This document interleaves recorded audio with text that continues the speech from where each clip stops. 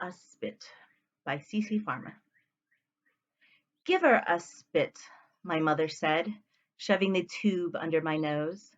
You would think that spitting in a tube would be no problem. It's not like walking on stage in a college talent show and singing opera after a girl just sang a pop song to a crowd you had to wait 3 minutes to settle down. But for my mother, my mouth had a problem with just giving a spit. My mother is into genealogy. She tested herself and showed me the direction her genes covered on the map.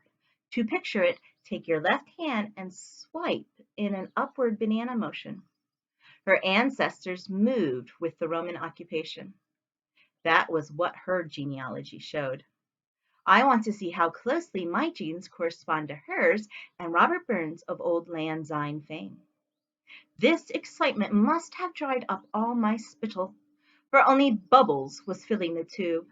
She rolled her eyes, and I swear I heard her mutter, "Thank God there is only one of you."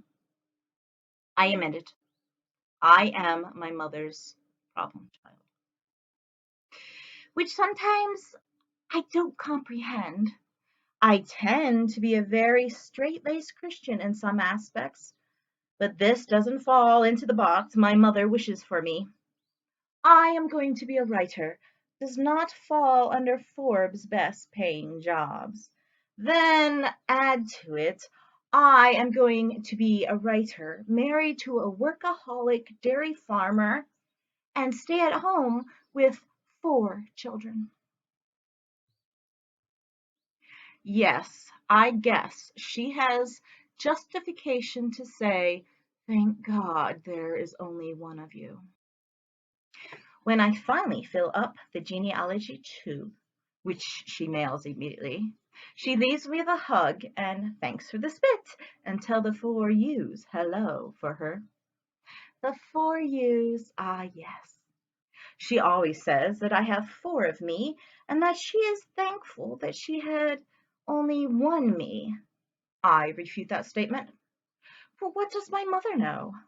I have 4 children who I most often call my husband and tell him that his child was climbing out of the crib again, or his child is waving at the next door neighbor girls, or his child is kissing boys on the school bus.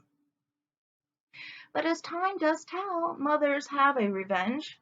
My genealogy map came back and explains why I am an appreciator of Fastnacht Day.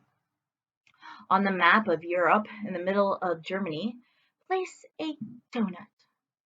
And that's all 96% of my genetics.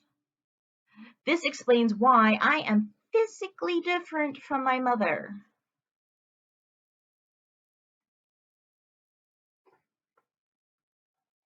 Her other revenge was the worst, because it is true. I do have 4 children just like me. An example is as follows. My oldest son runs into the room where I am hiding. "Mom, why did you let a cow poop in the toilet? That is way too big for a human." This conversation takes me back to the well-remembered day when my father was wearing baler twine as a belt. The bay colt was to be gelded, and the collie lab was waiting patiently for his Rocky Mountain oysters. Doc H had given the colt a sedative, and he was starting to lay down in the front yard. In those days, traffic was non-existent. We hardly ever lost a chicken or a cat on the road. But on that day, much to everyone's dismay, 2 neighborhood children came zooming down the road on their bikes. One bike had a card in the spokes. This sound must have been similar to a rattlesnake, because when they rattled by, the colt woke up with a start and jumped to the moon and back, taking my father's baler twine belt with him somehow. The horse went up, and my father's pants went down, and this is what I remember best. So, When my youngest pipes in with the comment, bigger than a cow's leg, I am starting to think about what my mother said. At least my second son was more appreciative. That was huge, he says. Pretty awesome mother load, wasn't it? I reply. Yeah, he responds as he is walking up the stairs to use the other bathroom. His eyes open really wide. I can tell he is impressed. My oldest girl, not so much. Are you going to let Dad see that? So true. I guess I didn't think this through. But you could also say I couldn't help it at the time. My oldest is at the sweet, delicate age of romance. Lace gowns, violet bouquets, tentative blushes between a woman and her mates. Thank goodness she has not asked how she was made. My wonderful husband has reached the stage of grin and bear it. But being a good wife with a guilty conscience, I do what every millennial woman would do. I Google it.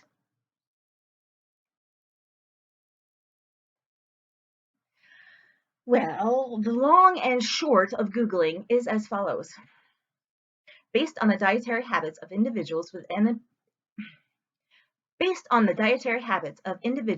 impenetrable bowel movements that are deposited in the porcelain throne, one should reach the self-awareness of prevention. To prevent these things from occurring, the individual must evaluate dietary consumption and modify intake of certain foods while increasing others. Fine, I drank too much milk. Note to self, purchase grape juice. Finally, I found something under the heading, poo is too big and won't flush. A member posted, isn't your mom there to help? What an excellent idea. So that is what I do. I call my mother and tell her my problem with the loo. And rightfully, she hangs up on me. My husband comes home for supper and promptly goes on a diet. When the second son proudly starts to describe his mother's accomplishments, after I kindly suggest that the family use the upstairs bathroom for a few days.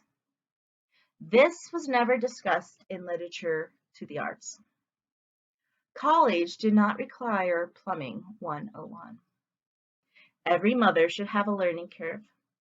Looking around the table at those laughing eyes, I decided my mother was right. There is only one of me for her, but I gave birth to 4 of me's. The plus side of this, my children will always have fun memories of me.